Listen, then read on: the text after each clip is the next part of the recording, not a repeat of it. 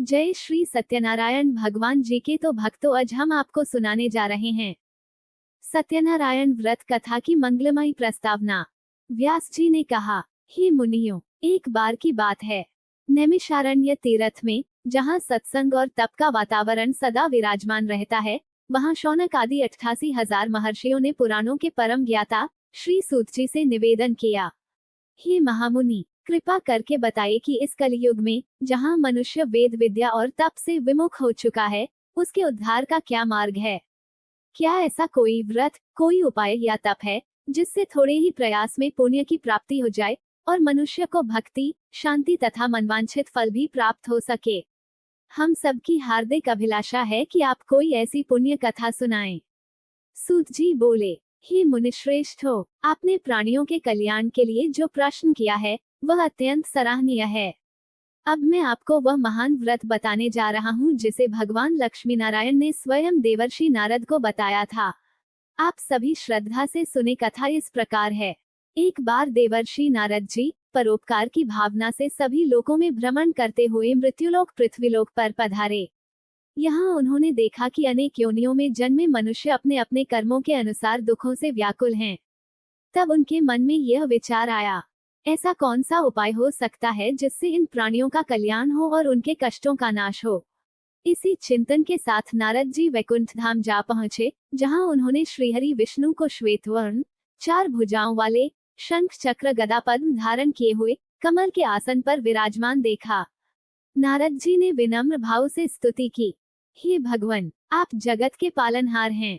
आप अनादि हैं, अविनाशी हैं। आप ही सृष्टि के मूल कारण हैं और भक्तों के दुखों को हरने वाले हैं। आपको मेरा बारंबार प्रणाम है।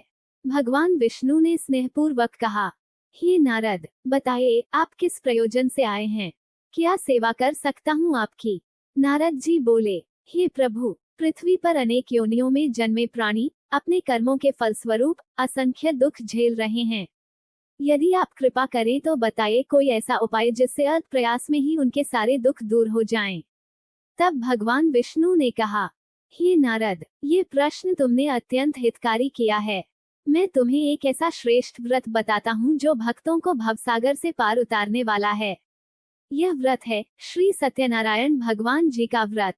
जो कोई भी श्रद्धा से यह व्रत करता है, उसे न केवल इस लोक में सुख संपत्ति मिलती है, बल्कि अंत में मोक्ष की प्राप्ति होती है।